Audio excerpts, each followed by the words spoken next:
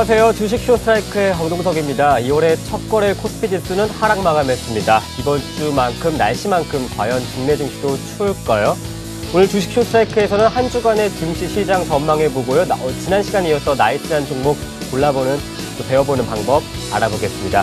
강의를 보시다가 궁금한 점 있으시면 언제든지 연락 주십시오. 023153-2631, 013-3366-0110번 무료 문자와 함께하겠습니다. 그럼 오늘의 감독님 소개해드릴게요. 정인경 소장과 함께합니다.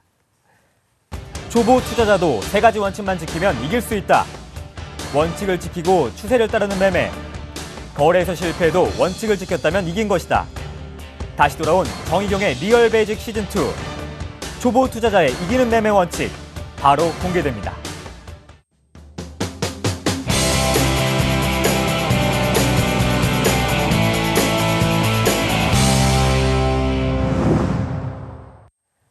네, 정희경 소장님 안녕하세요. 네, 안녕하세요.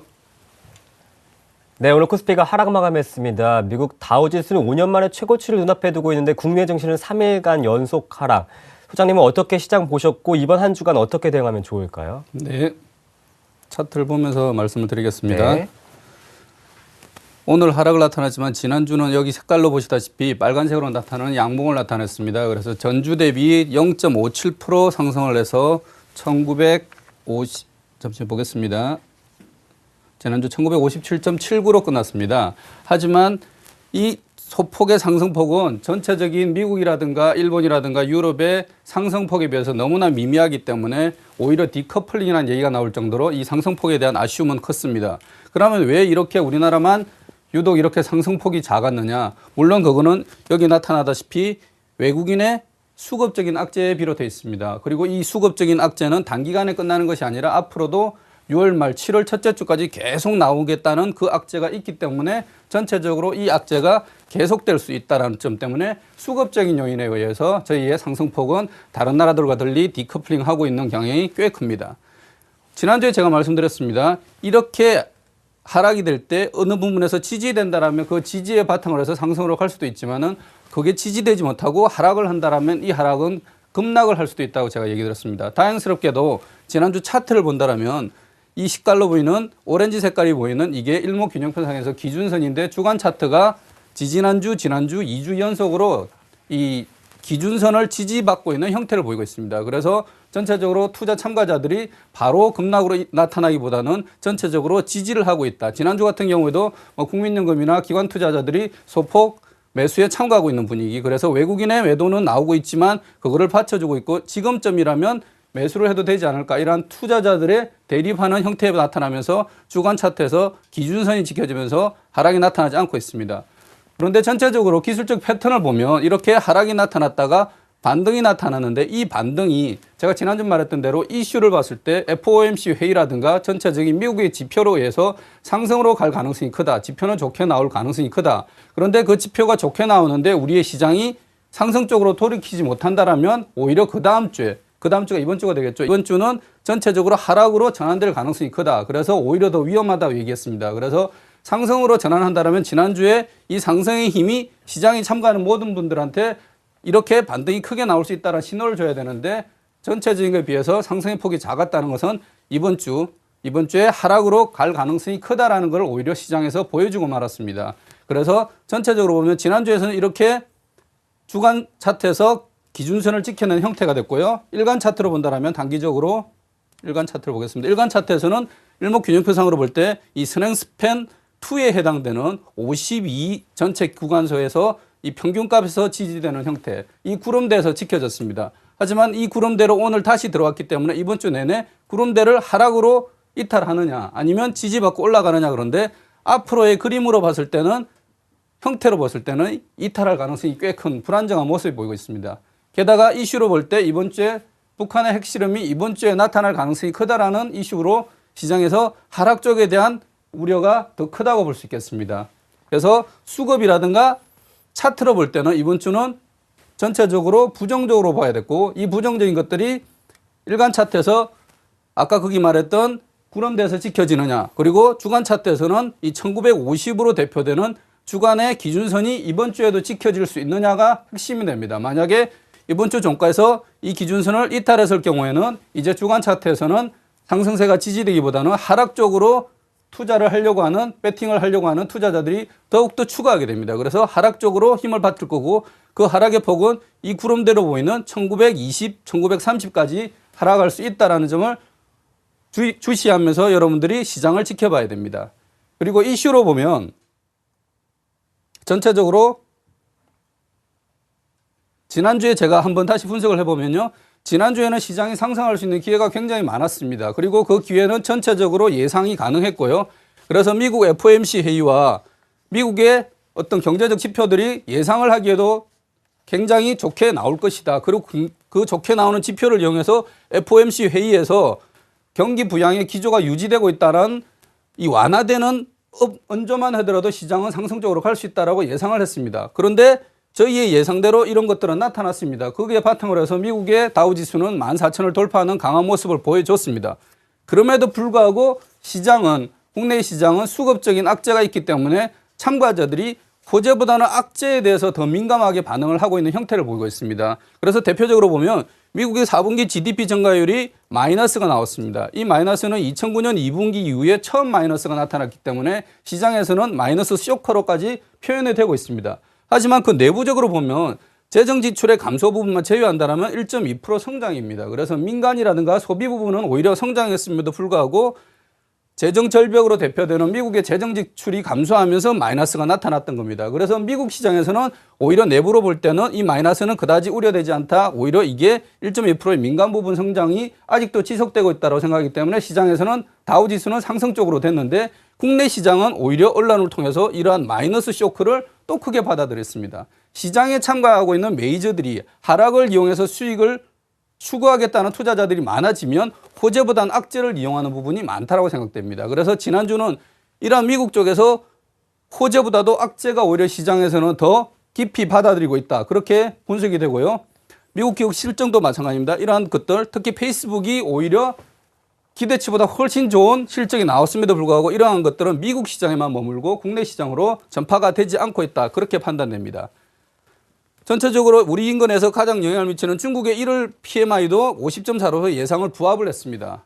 여기에 대해서 전체적으로 왜 우리는 그러면 디커플링이 되고 있느냐에 따라서 외국인 수급 악재뿐만 아니라 금융통화위원회에서 1월 달에 금리 인하를 전체적으로 모두가 예상하고 있었는데 그때 정권 교체기라서 눈치를 살피는지 어쨌는지 잘 모르겠습니다는 깊이 있는 뜻이 있을지 모르겠지만 그때 금리 인하를 시기를 놓쳤다. 그래서 금융정책을 통해서 일본 엔화를 더 약세를 강화시켜서 우리가 더 악화되고 있다. 거기에서 우려되는 소리가 나오고 있습니다. 전체적으로 외국인 수급 악재 등 금융통화위원회에서 금리 인하를 제때 못했던 전체적으로 전 세계에서 코스피만 굉장히 나쁜 방향으로 흘러가고 있다. 더 나쁜 것은 이러한 외국인 수급 악재가 단기간에 끝나는 것이 아니라 계속적으로 나올 것이다. 그래서 시장에서 이제 나오는 이슈는 지난주도 말씀드렸다시피 호재가 이러한 악재를 덮을 수 있는 강한 호재인가? 강한 호재가 나오지 않는다면 시장은 보수적으로 보셔야 됩니다. 그런데 이러한 수급 악재에 더불어서 시장 이슈가 악재가 나온다면 오히려 하락을 부추길 수가 있다는 겁니다. 그래서 이번 주에 이슈를 보면 주말에 나왔던 것처럼 오늘 나올 수 있다, 언제 나올 수 있다, 미국에서 굉장히 우려를 하고 있다 이런 얘기 나오는데 슈퍼볼은 지나갔습니다. 오늘 아침에 나올 수도 있다는 얘기가 나오는데 북한의 핵실험 이슈가 전체적으로 오히려 시장의 참가자들은 그런 얘기를 합니다. 이건 굉장히 여담이지만 빨리 터졌으면 좋겠다라고 얘기를 합니다. 왜냐하면 악재는 터져버리고 나면 이제 악재가 아니기 때문입니다. 그런데 언제 터질지 모른다는 심리감 때문에 그리고 그런 심리를 이용해서 하락 쪽에서 배팅을 하는 투자자들에 의해서 이러한 거는 악재로 계속 머물고 있습니다. 그래서 다른 지표들은 전체적으로 볼 때 이번 주는 특별한 이슈가 없습니다. 그래서 큰 이슈로 해당되는 북한의 핵실험이 과연 이번 주에 터지는가? 북한의 김정은 씨라고 해도 되나 모르겠지만은 그 부모에 대한 그 크기 때문에 아마 설을 앞두고는 하지 않을 거라고 생각하지만 원체 예측 불가능하니까 이번 주에 터진다면 이거로 인해서 시장은 크게 한번 하락을 할 가능성이 있다. 그 하락을 하면 오히려 시장에서는 기회가 발동할 수 있다. 그래서 아까 제가 표해봤지만 주간 차트에서 1950이 기준선인데요. 1950에서 무너지면 1900에서 1920까지 밀릴 수 있다고 얘기합니다.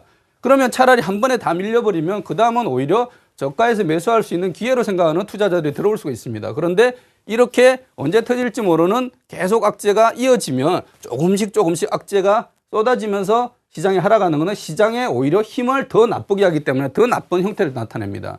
그래서 북한의 핵실험이 계속적인 악재로 나타날 거고요.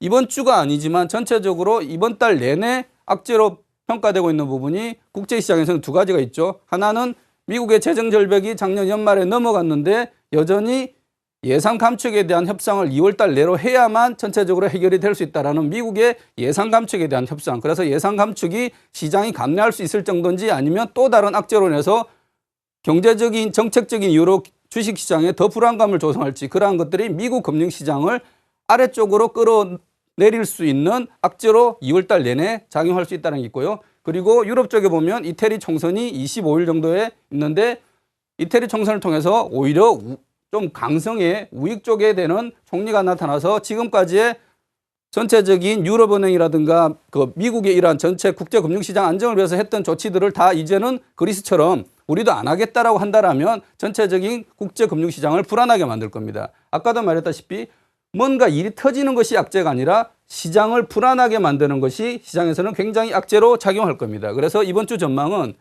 전체적으로 긍정적인 신호보다는 나쁜 신호가 많아서 수급의 악재와 더불어서 이러한 나쁜 신호들이 붙여져서 시장을 하락 쪽으로 끌고 갈 겁니다. 그 하락에서 한 번에 끌어내릴 것인가 아니면 조금씩 내릴 것인가를 판단되는데요. 그 판단을 아까 말했던 대로 차트상으로서 주간 차트의 기준선에서 지켜지는 가장 이상적인 시나리오 1950 정도 되겠죠. 하지만 주간 차트 기준선은 이탈했지만은 전체적으로 월간 차트 아니면 주간 차트 상에서 선행 스팬 구름대에서 지지되는 1920이나 1900 정도에서 지지가 되는가.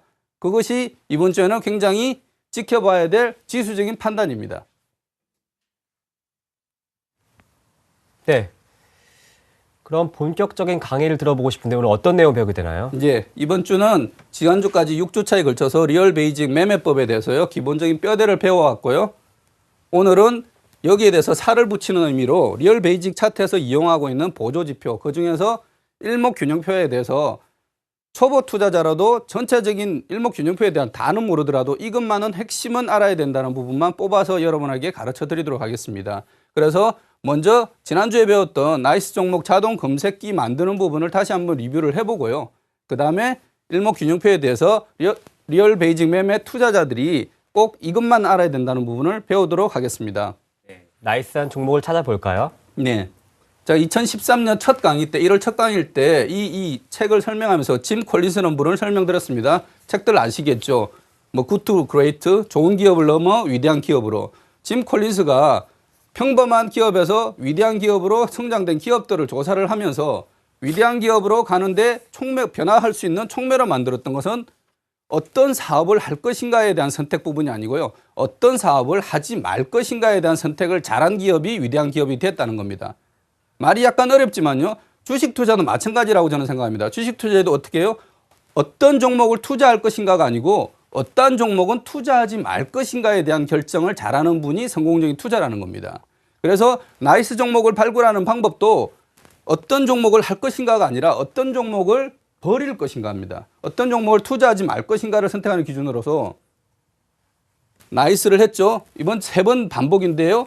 기술적으로 상승 신호가 발생하는 종목만을 투자를 해야 된다. 이 말은 뒤집으면 상승 추세에 있지 않는 종목은 버려야 됩니다.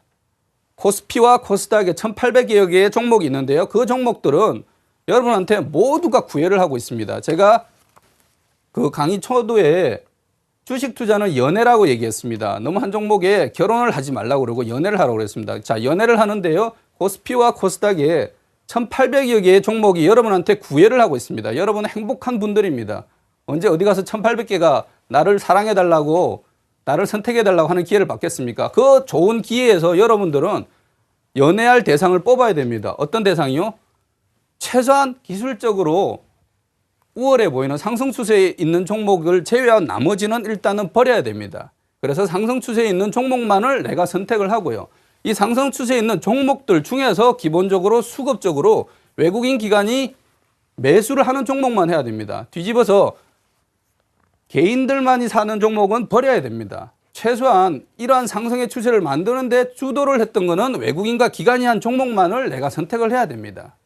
그 종목만을 선택을 하고요. 그리고 그 이유가 어떤 테마라든가 외부적인 요인이 아니라 기업 내부적으로 기업 실적이 좋아지고 있는 종목만을 선택해야 됩니다. 뒤집어서 기업 실적이 좋지 않은 종목은 버려야 됩니다. 자, 구애를 하고 있습니다. 1,800개 종목이 그중에서 상승 추세 있지 않는 종목 버리고요. 수급적으로 좋지 않은 종목 버리고요. 그리고 기업 실적 좋지 않은 종목을 버립니다.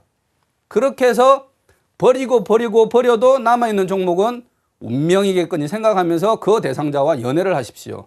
그리고 연애를 시작할 때도 처음에 말했던 대로 주식 매매를 피라미드 분할 매수나 이러한 방법을 통해서 연애도 잘해야 됩니다. 이러한 과정을 거쳐서 정말 좋은 종목을 골랐는데 연애의 기술이 없어서 연애를 제대로 못하면 그 연애는 좋지 않은 결과로 나타날 수 있기 때문입니다. 그래서 나이스 종목을 찾는 방법은 이러한 좋지 않은 기준에 만족하지 못하는 좋지 않은 종목들을 버리는 과정을 거쳐서 버려서 남는 종목을 나이스한 종목이라고 얘기를 하는 겁니다.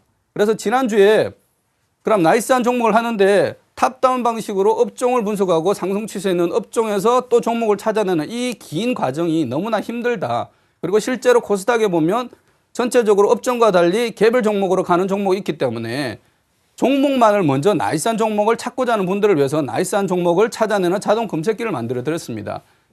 나이스한 종목으로 자동 검색기를 통해서 기술적으로 최소한 상승 추세에 있는 종목이 뭘까에 대한 뽑아낸다라면 전체적으로 1,800개를 다 찾아보는 수고를 하지 않아도 되기 때문에 그래서 나이스한 종목 자동 검색기를 만들어 봤고요.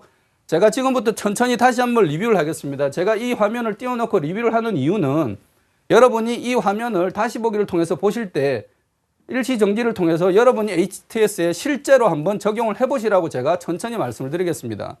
그래서 나이스한 종목을 자동화하는 검색기는 전체적으로 어떤 프로그램이 있는 게 아닙니다. 여러분이 쓰고 있는 HTS에 검색 기능들이 다 있습니다. 그래서 제가 쓰고 있는 대신증권의 HTS에 있는 종목 검색 기능을 선택을 해서 그걸 바탕으로 활용을 하는 겁니다. 그럼 종목 검색 기능에 들어가서 어떤 조건에 맞는 종목으로 검색을 하겠는가에 대한 질문에 대해서 조건을 여러분이 설정을 넣는 겁니다.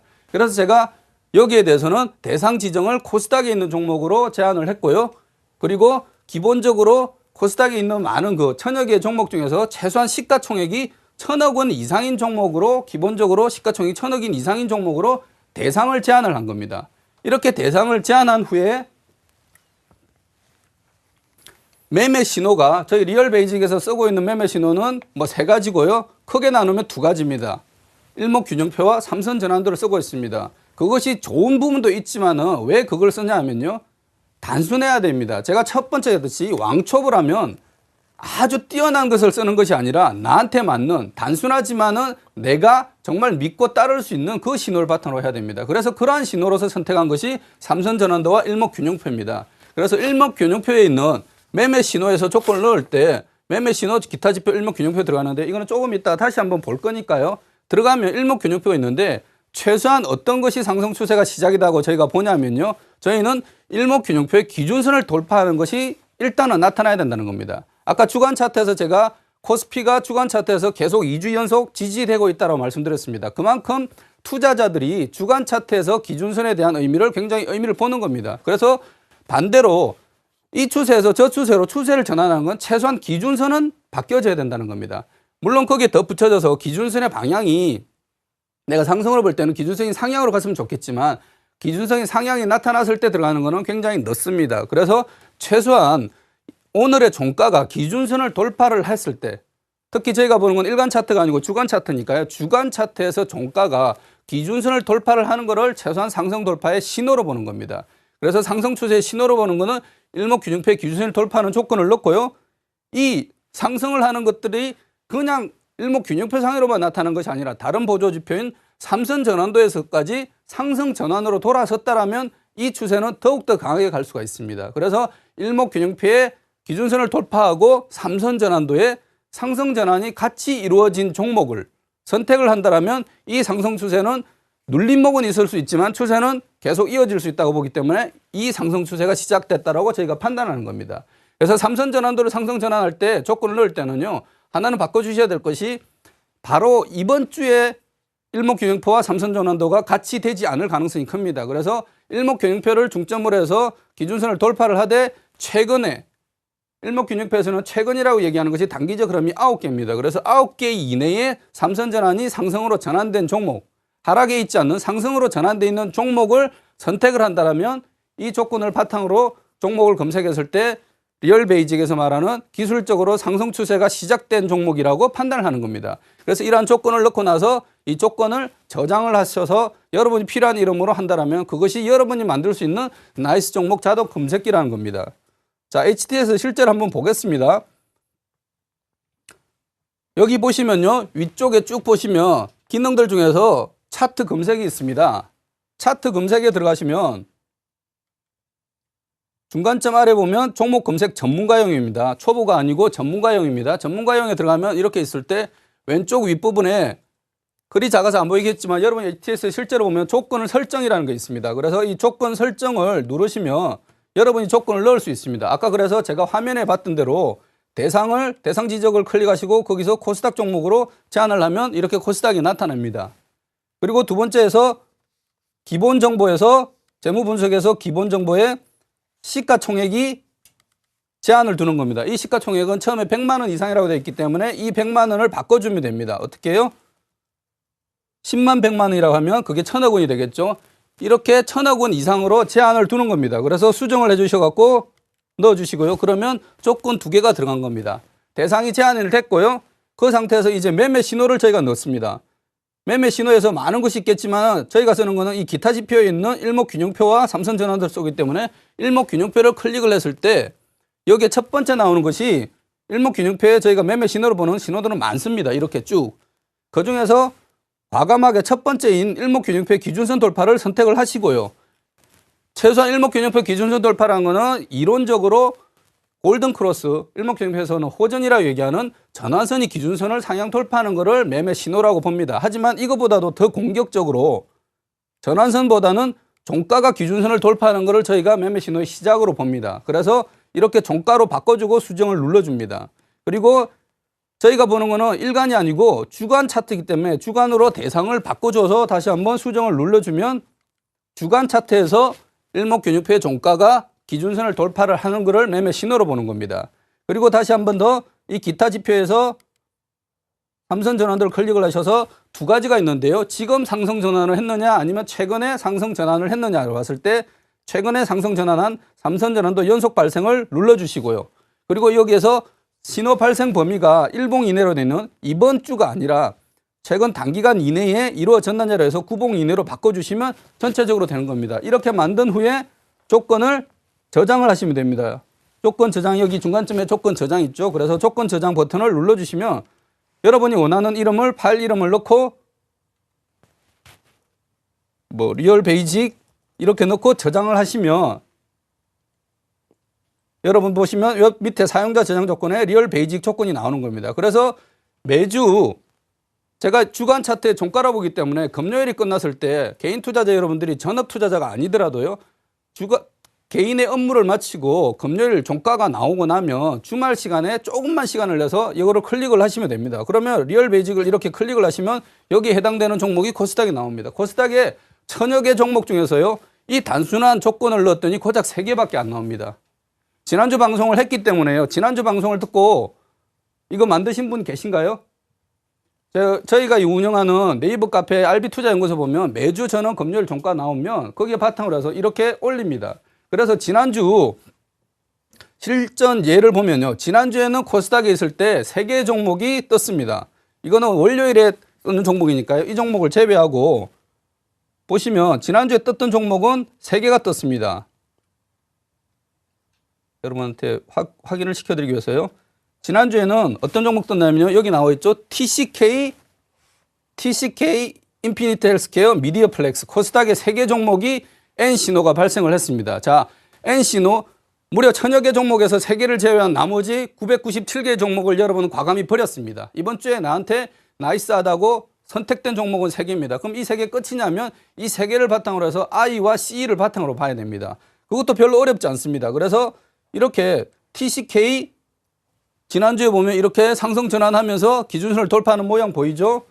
그리고 인피니트 헬스케어도 마찬가지로 상승 전환하면서 주간 차트의 기준선을 돌파를 합니다. 그리고 미디어 플렉스도 똑같이 주간의 기준선을 돌파를 하고 있습니다. 이러한 세 개의 종목을 대서 어떻게 하느냐? I와 C를 기본적인 지표에서 봐야 됩니다. 그러면 종합현재로 가셔가지고요. 어렵지 않습니다. 여기 가셔가지고 TCK를 보겠습니다. 제가 볼 때 이거 어렵지 않다 그랬죠. 종합현재가에서 보시면 수급에 보면 다 나옵니다. 그러면 전체적으로 볼 때 TCK는 지금의 상승 추세를 만든 것이 최근 한 달 쭉 보시면요.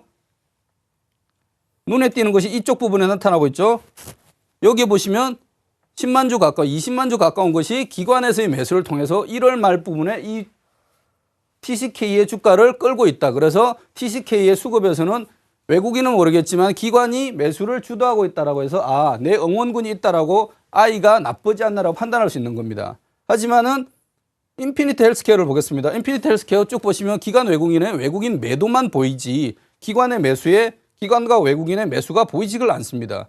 그래서 이 종목은 N 신호는 나왔지만 I 부분에서는 버려야 될 종목이구나 이렇게 판단할 수가 있는 겁니다. 미디어플렉스 역시 보면 수급에서 보면 눈에 띄게 기관이 많이 사고 있다는 것이 눈에 띕니다. 최근에는 외국인까지 투자를 매수를 같이 동참하고 있다. 그래서 버려질 종목은 수급에서는 인피니트 헬스케어를 버려야 되겠구나라고 여러분이 판단할 수 있는 겁니다.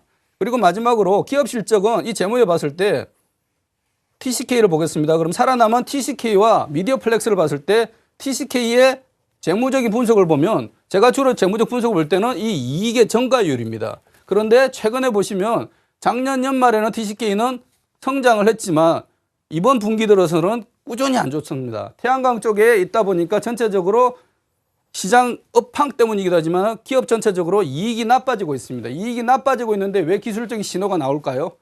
그거는 개인적인 어떤 이유가 있을 수가 있습니다. 저희가 모르는 부분이 있고요. 하지만 이렇게 시장에서 합리적으로 해석이 안 되는 부분은 이 주가의 흐름은 갑자기 급락이 나타날 수 있다는 겁니다. 그래서 나이스한 종목이라는 것은 내가 합리적으로 판단을 할 수 있고 그래서 흐름 자체가 내가 대응을 할 수 있는 종목으로 제한을 둬야 되기 때문에 이러한 TCK처럼 영업이익이 증가하지 않는 영업이익 증가율이 오히려 떨어지는 기업 실적에서 불안감을 주는 종목은 버리면 됩니다. 그리고 미디어플렉스를 한번 보겠습니다. 그러면 미디어플렉스의 실적을 보면요. 2012년 여기 안 나타나고 있지만 적자였습니다. 2010년, 2011년 적자였는데 2012년 들어서 흑자가 나타나고 있죠. 그래서 이 흑자로 전환하고 있는 부분에서 시장에서 굉장히 좋게 반응을 보이는 겁니다. 전체적으로 작년에는 YG나 SM처럼 한국의 음악이 패러다임을 바뀌었다고 생각해서 전체적으로 시장에서 강하게 반응을 보였다면 이 미디어플렉스나 CJ ENM처럼 한국의 영화 시장 자체가 패러다임이 바뀌었다는 부분이 굉장히 많습니다. 한국 영화들이 나왔다 하면 흥행하면 400만, 500만, 이제 1000만도 쉽게 하고 있습니다. 그래서 시장의 투자자들이 올해는 한국 영화에 대해서 패러다임이 완전히 바뀌는 게 아닐까에 대한 부분입니다. 그래서 미디어플렉스가 나이스한 종목으로 유일하게 선정이 됐는데요.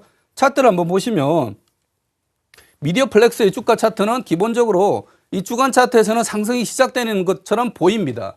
하지만 전체적으로 제가 볼 때 트리플 스크린이라고 그래서요. 이 상위 개념의 차트도 보셔야 됩니다. 그리고 업황도 봐야 되고 그래서 미디어플렉스의 업황은 코스닥이 오락문화이기 때문에 오락문화를 보십시오. 그런데 거기 보지 않더라도 월간 차트로 보시면요.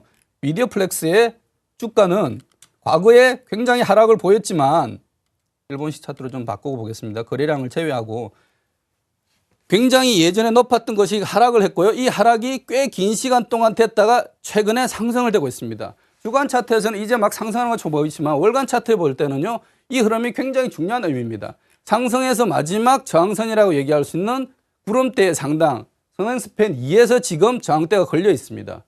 그렇다면 이 선행대의 구름대를 돌파를 한다면 이 분야에 대한 업황과 이 종목에 대한 것은 패러다임이 바뀌어버리는 겁니다. 그래서 이 상승을 돌파를 한 종목들, 지난주에 봤던 것처럼 기아차나 어떤 LG생명과학이나 이런 종목들이 어떻게 걸렸냐면 최소한 구름대를 한번 돌파하고 나면요. 구름대에서 지지가 강하게 나옵니다. 그래서 상승의 추세가 굉장히 강하게 갈 수 있습니다. 그래서 이러한 미디어플렉스가 나이스한 종목으로 나왔지만 전체적으로 월간 차트로 판단할 때 이 종목은 월간 차트에서 한번 신호가 보여서 상승이 이루어졌고요. 2차로 지금 눌림목에서 올라가고 있습니다. 그래서 이러한 거는 매매 기법상으로 피라미드 분할 매수를 통해서요. 초기에 자기가 투자하고 싶은 금액의 절반 정도만 분할을 먼저 매수를 하시고요. 눌림목에서요.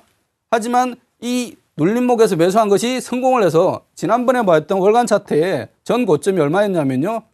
2095원입니다. 그래서 월간 차트에서 2095원을 뚫어서 새로운 삼선 전환도를 하나 만들어내면서 이렇게 한 구름대를 뚫었을 때 그 상승은 굉장히 가파르게 올라갈 수 있습니다. 그래서 2095원을 돌파하는 모습을 보일 때 추가 매수하는, 그래서 초기 얼마 투자하고 성공해서 상승될 때 더 높은 가격에서 추가 매수하는 방법으로 투자를 하신다면 이러한 미디어 플렉스를 통해서 여러분들이 수익을 추구할 수 있습니다.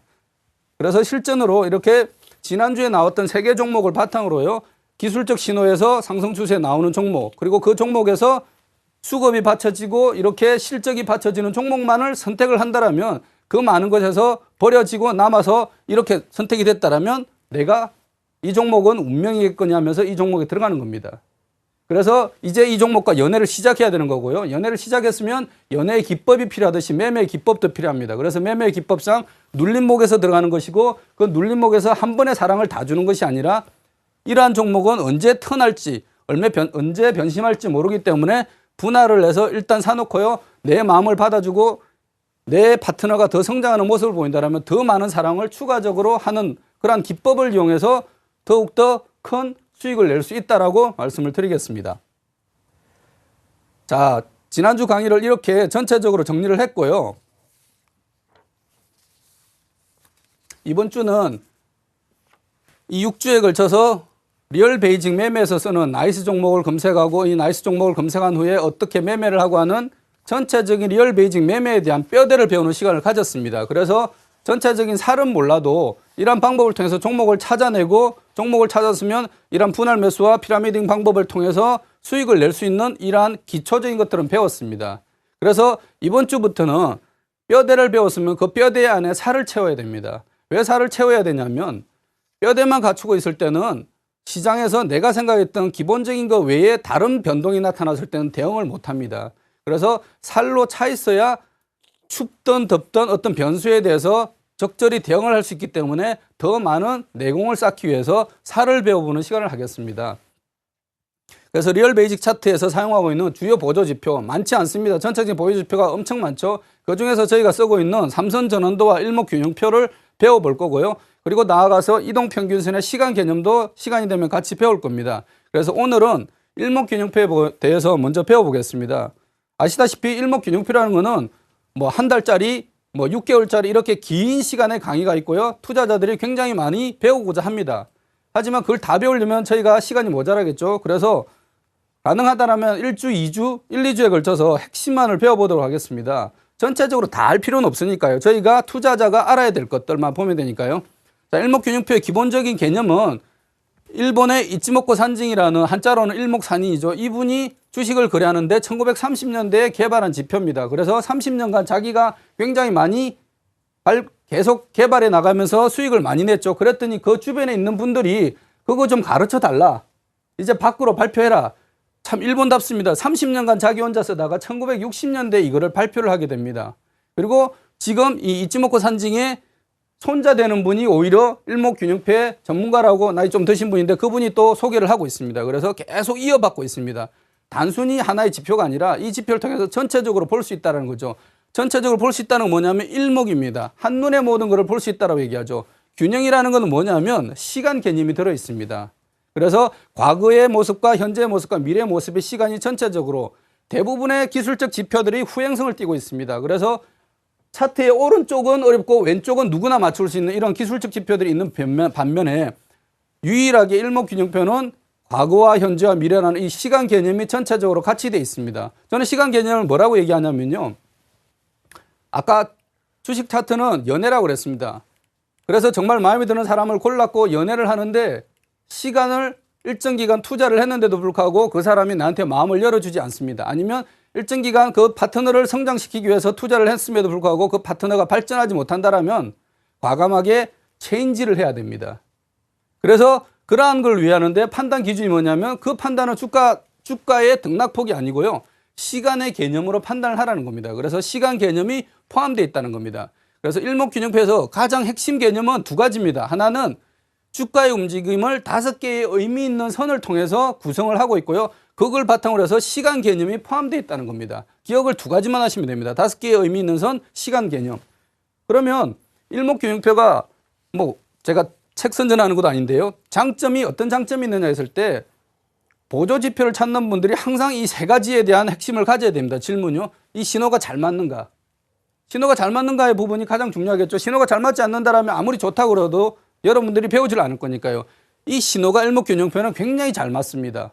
그래서 신호가 맞는 부분은 왜냐하면 주가의 등락폭뿐만 아니라 등락 시간을 파악하면서 현재와 과거와 미래를 균형 있게 보기 때문에 신호가 잘 맞는 겁니다. 두 번째, 이 신호가 따라하기 쉬운가?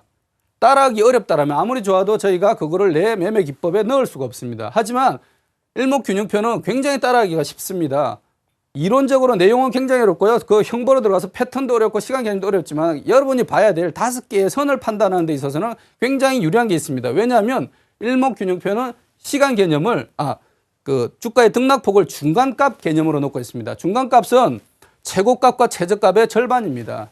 그래서 전체적으로 이 중간값의 의미는 사실은 일목균형표에서 주가 등락폭을 피보나치 수열로 보완하고 있는 분들이 많습니다. 왜냐하면 이 반이라고 얘기하는 것은 피보나치 수열에서 어떤 추세가 이루어졌을 때 그거의 조정폭은 38%, 50%, 최대 62%까지 조정이 이루어질 수 있다고 보기 때문에요. 62%까지 조정해서 지지받아서 올라가는 경우가 많습니다. 그래서 전체적으로 이 중간값에다가 38, 50, 60이라는 이러한 피보나치 수열을 보완을 하기도 하지만 기본적으로 중간값으로만 할 때는 굉장히 따라하기 쉽다. 이 보조지표는 쉽다고 생각하시고요. 그리고 세 번째, 무릎과 어깨의 신호가 적절한가? 이 말은 무슨 말이냐면요.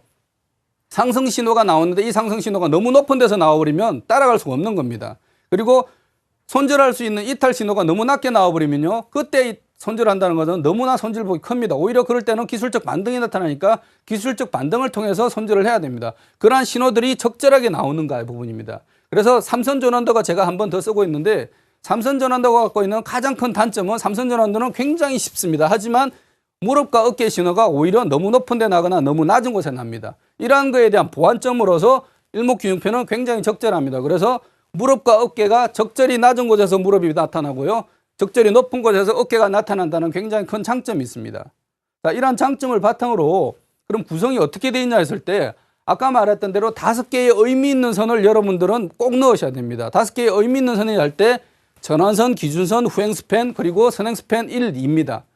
자, 시간 개념이 굉장히 들어간다고 그랬습니다. 저는 이런 판단을 주간 차트를 통해서 보면 굉장히 시간의 개념이 이해하기가 쉽습니다. 1년은 전체적으로 52주입니다. 1년이 반이면 1년이 52주면 이 52주를 반을 쪼개면 26주 이렇게 나눌 수가 있습니다. 그래서 지금 주가의 흐름은 이 26주는 1년의 반이기 때문에 1년 전의 모습과 비교를 해볼 필요가 있습니다.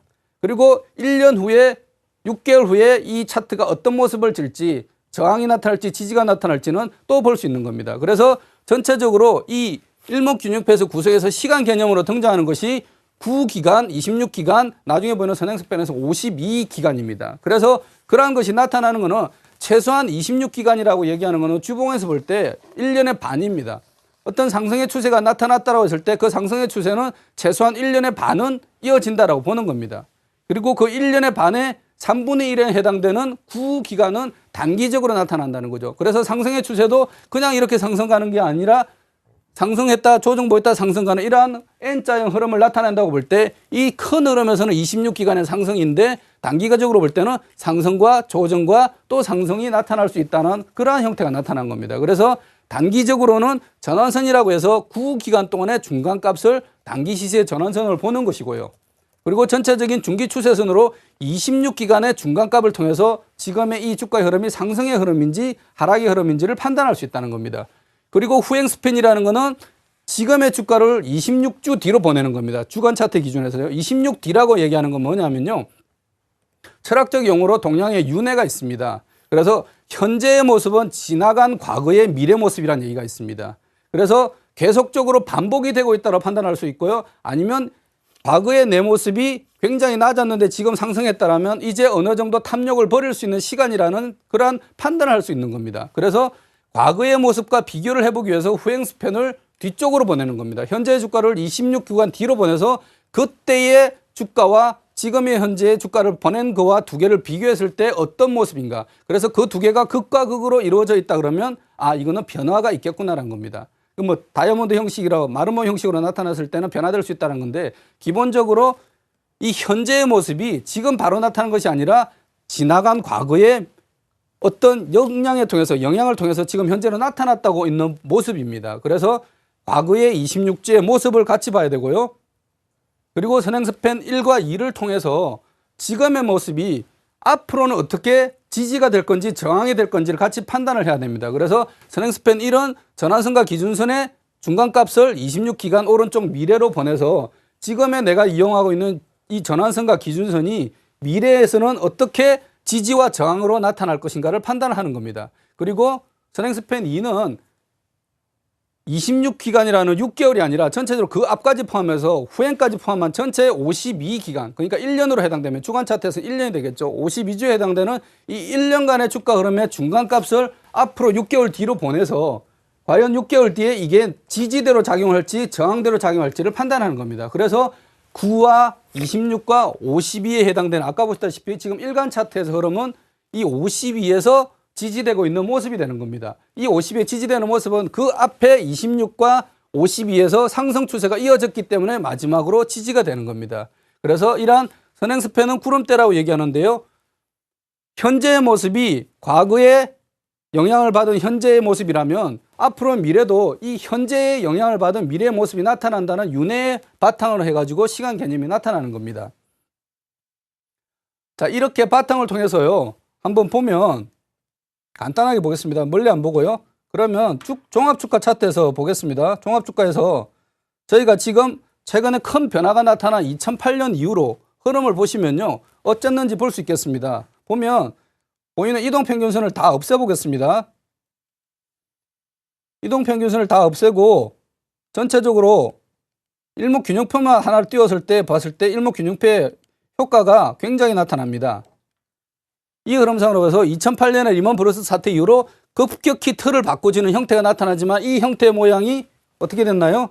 이건 월간 차트고요. 주간 차트를 한번 보겠습니다. 월간 차트에서 전체적인 앞에 상승이 이렇게 선행스팬에서 지지돼서 아직도 지지되고 있는 모습이 월간 차트에서도 볼 수 있고요. 주간 차트에서 보시면 2008년 이후로 하락이 크게 나타났지만 그 다음에서 상승으로 전환되기 위해서는 아까 보시다시피 이 색깔로 나타나는 게 처음에 나타난 전환선이고요. 전환선을 돌파한 후에 이 기준선에서 오렌지 시그널 기준선에서 저항을 받습니다. 하지만 이 기준선을 돌파하고 나서의 모습을 보시면 기준선을 돌파하고 나서 선행스팬 1, 2까지 돌파한 모습, 여기를 돌파하면서 삼선전환이 나왔던 이때의 모습 이후의 모습을 보시면 계속적으로 지지가 되는 겁니다. 전환선에서 지지가 되고요. 기준선에서 지지가 되고요. 선행스팬 1에서 지지가 되고요. 그리고 지금 흐름이 마지막으로 2011년도에 구름대를 하락을 해버렸기 때문에 이 상승 추세가 이탈을 하는 겁니다. 그래서 2008년 시작된 상승의 흐름이 2009년 초에 돼서 여기까지 이어질 수 있는 것은 일목균형표에서 나타난 시간 개념에서 앞으로의 상승이 계속 이어졌고 그것이 바탕으로 또 상승으로 전환되고 이 상승에 전환된 것은 일정 기간 단계를 거쳐서 추가적인 상승이 이어지고 있다는 겁니다. 그래서 이러한 상승을 이용해서 여러분들이 눌림목 매수를 통해서 충분히 실전에서 활용을 할 수 있다는 거고요. 다음 주에는 이러한 걸 바탕으로 실전에서 어떻게 활용하는지 사례를 배워보도록 하겠습니다. 네, 계속해서 시청자 여러분을 위한 마인드 컨트롤 시간이 계속됩니다.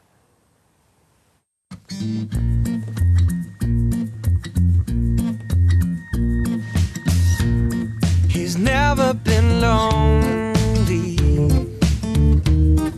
She takes his hand and all his troubles step aside.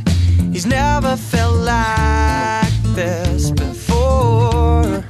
He liked to try.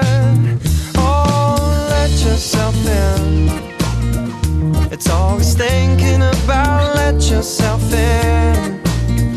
And now he's singing out loud. Ooh, I'm feeling like my life has just begun. And I'm feeling fine. Well, I feel so alive. Singing. Ooh, I'm feeling like my life has just begun. And I'm feeling fine. So fine, fine, fine.